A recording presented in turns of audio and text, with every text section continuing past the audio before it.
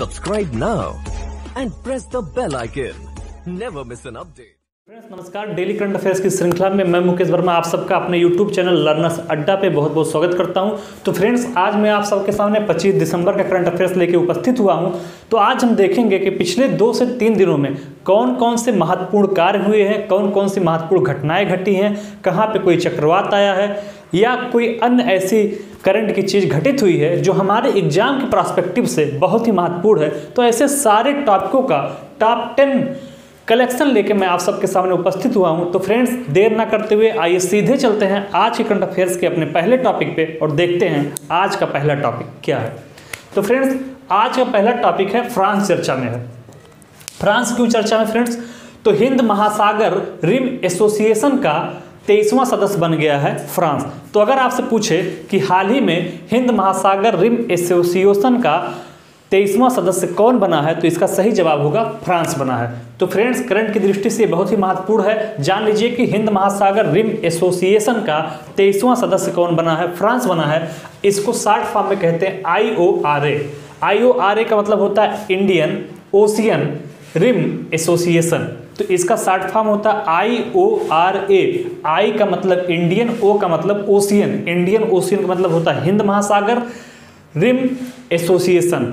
ठीक है, तो हिंद महासागर रिम एसोसिएशन का 23वां सदस्य बना है। अब बात करते हैं फ्रांस के ट्रेडिशनल पक्षों को। तो हम पाते हैं कि फ्रांस की राजधानी क्या है, पेरिस है। फ्रांस की मुद्रा के बारे में चर्चा करें तो फ्रांस की मुद्रा है यूरो।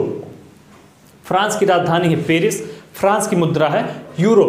इसके अलावा वर्तमान में फ्रांस के राष्ट्रपति हैं इमैनुअल मैक्रोन। तो इमैनुअल मैक्रोन वर्तमान में फ्रांस के राष्ट्रपति हैं। और फ्रांस में भारत के राजदूत कौन है इस समय? तो जावेद अशरफ फ्रांस में भारतीय राजदूत नियुक्त हुए हैं, वो वहीं पे राजदूत हैं। कहाँ पे? फ्रांस में। आप सबको पता है हर देश में दूतावास होता है। तो फ्रांस में भारत के राजदूत जावेद अशरफ हैं। ओके फ्रेंड्स, तो करंट की दृष्टि से हमने ये पढ़ा कि फ्रांस हिंद महासागर रिम एसोसिएशन का 23वां सदस्य बना है। इसके बाद हमने चर्चा की राजधानी के बारे में, फ्रांस की मुद्रा के बारे में, राष्ट्रपति के बारे में, और वर्तमान में भारत के राजदूत कौन है फ्रांस में, उनके बारे में। अब देख लेते हैं IORA के बारे में। IORA का मतलब मैंने बता दिया, इंडियन ओशियन रिम एसोसिएशन। इसका हेडक्वार्टर कहाँ है फ्रेंड्स? तो इसका हेडक्वार्टर जो है वो मॉरिशस में है, मतलब इसका मुख्यालय मॉरिशस में है। और स्थापना IORA की कब हुई थी, कभी अगर आपसे पूछे तो 1997 में इसकी स्थापना की गई थी। आइए आगे बढ़ते हैं और देखते हैं आज करंट अफेयर्स का अगला महत्वपूर्ण टॉपिक क्या है। तो फ्रेंड्स आज करंट अफेयर्स में अगला महत्वपूर्ण टॉपिक नरेंद्र मोदी जी चर्चा में है। क्यों चर्चा में है? तो भारतीय प्रधानमंत्री को लीजन ऑफ मेरिट पुरस्कार से सम्मानित किया गया है। तो लीजन ऑफ मेरिट पुरस्कार से सम्मानित किसको किया गया? नरेंद्र मोदी जी को किया गया है।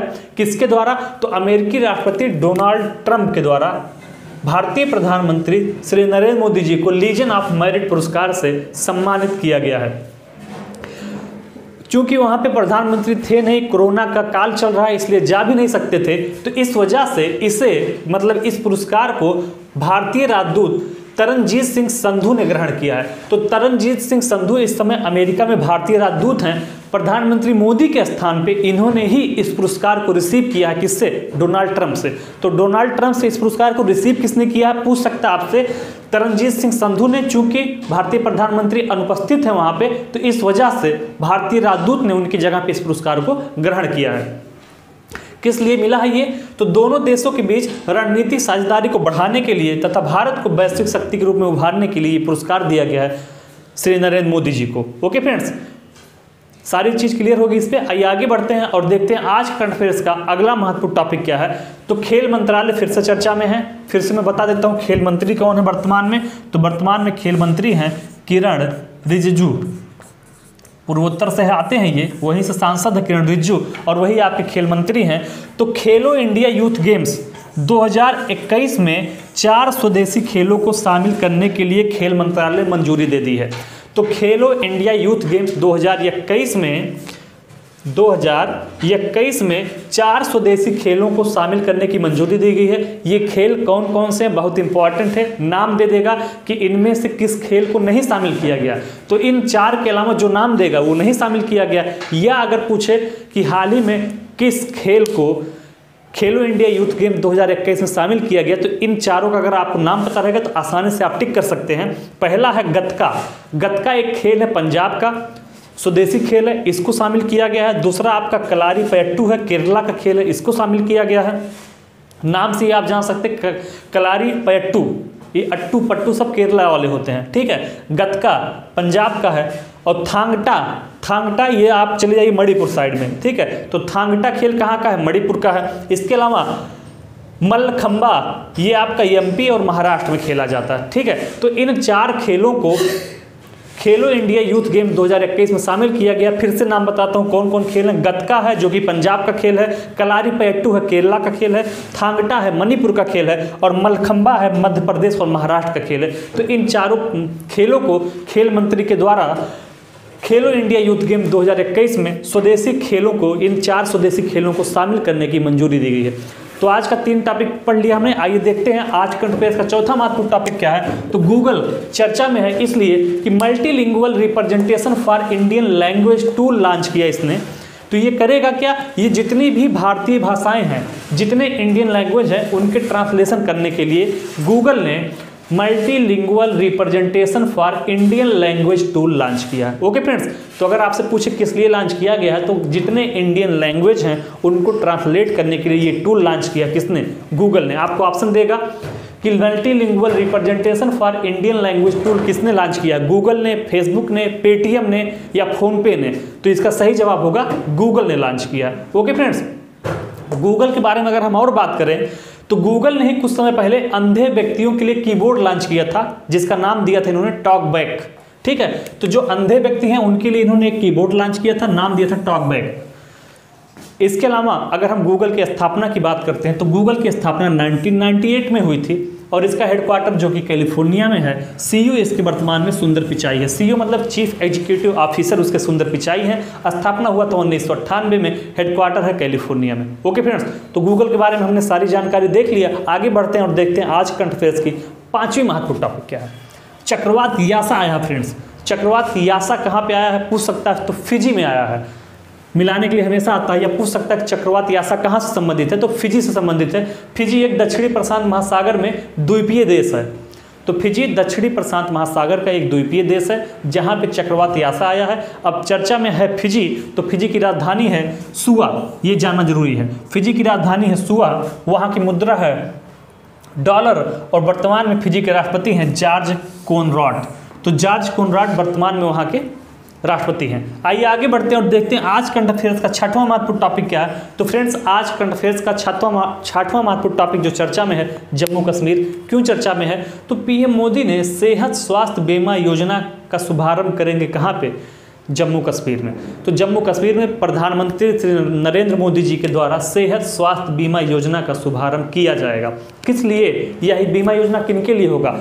उनके लिए होगा यह बीमा योजना जो पीएम जन आरोग्य योजना के तहत शामिल नहीं हो पाए हैं। तो जो भी पीएम जन आरोग्य योजना के तहत शामिल नहीं हो पाए हैं उनके लिए पीएम मोदी ने सेहत स्वास्थ्य बीमा योजना का वो शुभारंभ करेंगे, ठीक है। तो आज करंट अफेयर्स में ये 6 महत्वपूर्ण टॉपिक हमने पढ़ लिया है। आइए रिवीजन करते हैं एक बार। पहला टॉपिक आज का पढ़ा हमने फ्रांस के बारे में, जिसको IORA का 23वां सदस्य बनाया गया है। IORA का मुख्यालय अगर पूछे तो मॉरिशस में है। दूसरा टॉपिक हमने नरेंद्र मोदी जी के बारे में ही पढ़ा, जिनको लीजेंड ऑफ द मेरिट पुरस्कार से सम्मानित किया गया है अमेरिकी राष्ट्रपति डोनाल्ड ट्रंप के द्वारा। अगला पढ़ा हमने खेल मंत्रालय के बारे में, जिसने खेलो इंडिया यूथ गेम 2021 में 4 स्वदेशी खेलों को शामिल करने का मंजूरी दिया है।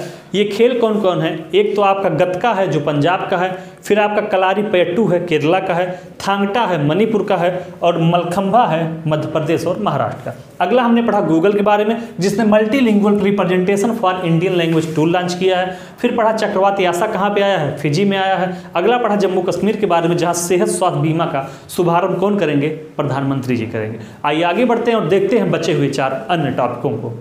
तो फ्रेंड्स, बाकी के जो 4 और करंट अफेयर्स बचे हुए हैं, आइए उस पर भी अपनी चर्चा करते हैं।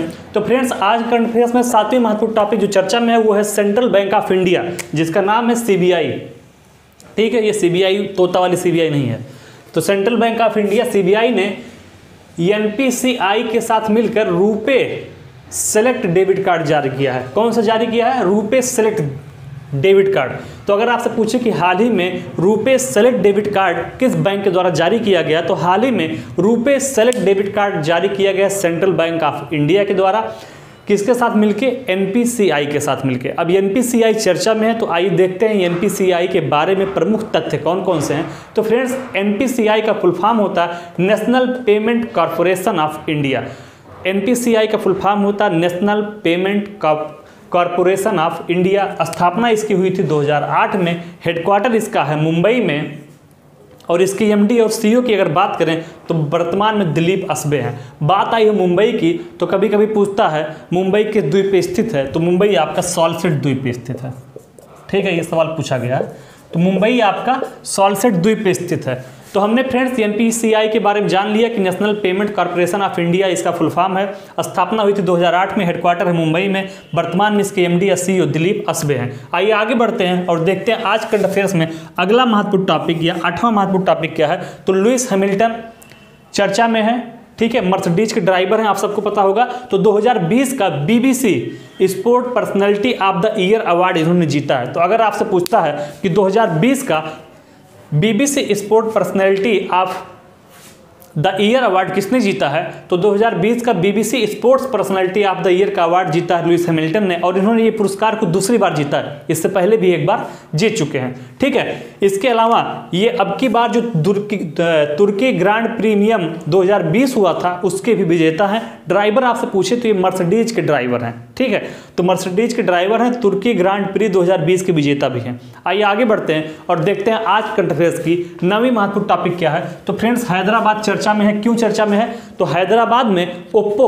मोबाइल कंपनी, आप सबको पता होगा, तो ओप्पो ने भारत में पहली 5G इनोवेशन लैब स्थापित की है। कहाँ पे? हैदराबाद में। अगर पूछे कि ओप्पो ने अपनी 5G इनोवेशन लैब, जो कि भारत में पहली 5G इनोवेशन लैब है, उसको कहाँ पे स्थापित किया है, तो इसका सही जवाब होगा हैदराबाद में। इससे पहले ओप्पो ने ये 5G इनोवेशन लैब कहाँ पे स्थापित कर चुका है? चीन में। तो इससे पहले चीन में कर चुका है, दूसरा लैब अपना भारत में कर रहा है, लेकिन वो भारत का पहला 5G इनोवेशन लैब है। ठीक है, अगर बात करें हम हैदराबाद के अन्य पक्षों को देखें या अन्य तथ्यों पे चर्चा करें, तो हम पाते हैं कि विश्व का सबसे बड़ा मेडिटेशन सेंटर कहाँ बनाया जा रहा है? हैदराबाद में। अगर आपसे पूछे कि विश्व का सबसे बड़ा मेडिटेशन सेंटर कहाँ बनाया जा रहा है? हैदराबाद में, जहाँ पे एक साथ 1.5 लाख लोग बैठ के मेडिटेशन कर सकते हैं। कितने लोग? 1.5 लाख लोग बैठ के मेडिटेशन कर सकते हैं। तो विश्व का सबसे बड़ा मेडिटेशन सेंटर बनाया जा रहा है हैदराबाद में। इसके अलावा अगर आपसे कभी पूछे कि हुसैन सागर कृत्रिम झील कहाँ पे स्थित है, तो हुसैन सागर कृत्रिम झील आपकी हैदराबाद में स्थित है। कई बार यह पूछा कि हैदराबाद शहर किस नदी के किनारे बसा हुआ है, तो मूसी नदी के किनारे बसा हुआ है हैदराबाद शहर। किस नदी के किनारे बसा हुआ भैया? मूसी नदी के किनारे बसा हुआ हैदराबाद शहर। तो हमने करंट की दृष्टि से यह पढ़ा कि हैदराबाद में ओप्पो ने भारत की पहली 5G इनोवेशन लैब स्थापित की है। इससे पहले ओप्पो ने चाइना में ये लैब स्थापित किया था। आइए आगे बढ़ते हैं और देखते हैं आज करंट अफेयर्स की 10वीं महत्वपूर्ण टॉपिक क्या है। तो फ्रेंड्स, आज की करंट अफेयर्स की 10वीं महत्वपूर्ण टॉपिक जो चर्चा में है, बिहार में अभी हाल ही में ग्लास ब्रिज का उद्घाटन किसके द्वारा किया गया है? बिहार के मुख्यमंत्री माननीय नीतीश कुमार जी ने ग्लास ब्रिज का उद्घाटन किया, जो कि भारत का दूसरा ग्लास ब्रिज है। इससे पहले एक और ग्लास ब्रिज आपका बन चुका है। देश का पहला ग्लास ब्रिज कहाँ बना हुआ है? उत्तराखंड के ऋषिकेश में, जिसको हम लक्ष्मण झूला के नाम से जानते हैं। तो देश का पहला ग्लास ब्रिज बना है उत्तराखंड के ऋषिकेश में, जिसको हम लक्ष्मण झूला के नाम से जानते हैं। भारत देश का दूसरा ग्लास ब्रिज बन के तैयार होगा मार्च 2021 में। कहाँ पे? बिहार में। ठीक है, बन कहाँ रहा बिहार में? तो नालंदा जिले के राजगिरी में ये बन रहा है। बिहार के नालंदा जिले के राजगिरी में बन रहा है ग्लास ब्रिज। लंबाई की बात करें तो इस ब्रिज की लंबाई 85 फीट होगी, चौड़ाई होगी 6 फुट। कितनी ऊंचाई पे ये बन रहा है? 250 फीट की ऊंचाई पे इसको टांगा गया है, वहां पे बनाया जा रहा है। ठीक है, तो 250 फीट की ऊंचाई पे इसको बनाया जा रहा है, जो कि भारत का दूसरा और बिहार का पहला ग्लास ब्रिज है। तो फ्रेंड्स, आज करंट अफेयर्स में टॉप 10 टॉपिकों पे हमने चर्चा किया है। कल फिर मिलेंगे हम 26 दिसंबर के करंट अफेयर्स के साथ सुबह 8 बजे, और शाम को डेली आपकी पॉलिटी की क्लास चलना शुरू हो गई है। बीच में 1-2 दिन लेक्चर नहीं जा पाया है, लेकिन अब लगातार आपकी जाएगी। तो सुबह 8 बजे आप हमारे चैनल पे करंट अफेयर्स की क्लास कर सकते हैं, और उसी दिन मतलब डेली सुबह 8 बजे आप करंट अफेयर्स पढ़िए, और डेली शाम को 6 बजे आपकी पॉलिटी की क्लास चल रही, जो कि पूरा का पूरा सिलेबस कवर कराया जाएगा आपको फ्री ऑफ कास्ट। आप क्लास देखिए पॉलिटी की, और फिर इसके बाद कमेंट करके बताइए कि उसमें और कौन सी कमियां हैं जो सुधारी जा सकती हैं। और अगर आपको अच्छा लगता है तो ज़्यादा से ज़्यादा लोगों के पास उसको शेयर करिए, ज़्यादा से ज़्यादा लोगों को रिकमेंड करिए। धन्यवाद।